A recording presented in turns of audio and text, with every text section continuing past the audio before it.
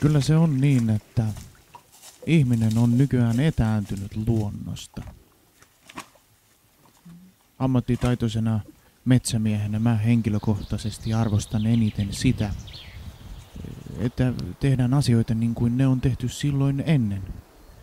Silloin kun oltiin vielä yhteydessä luontoon. Metsästys on mulle tapa sulautua luontoon. Olla yhtä sen kanssa. Kadota ihmisen hahmosta ja muuttua näkymättömäksi. Muuttua luonnoksi.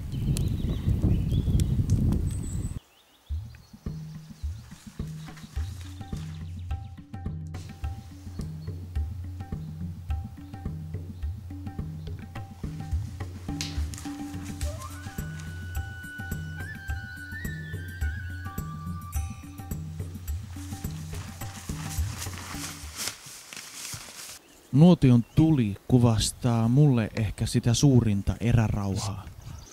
Pysähdytään pitkän päivän jälkeen ja muistellaan päivän metsästyksen kohokohtia. Ammattitaidolla tehtyä kahvia.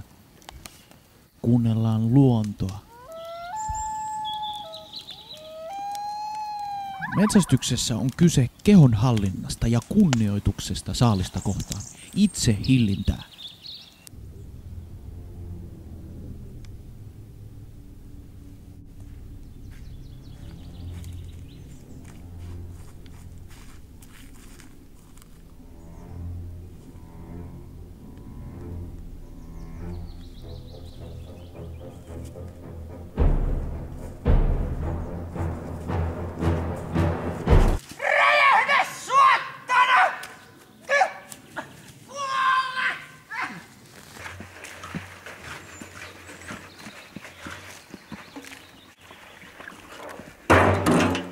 Aika rankkoja reissujahan nämä on.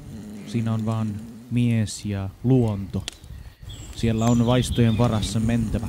Haju, kuulo ja se 6. aisti.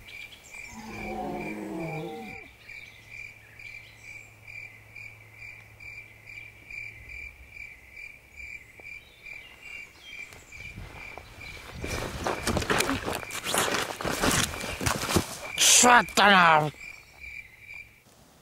Saalin käristyessä tulella sitä tajuaa metsän olemuksen.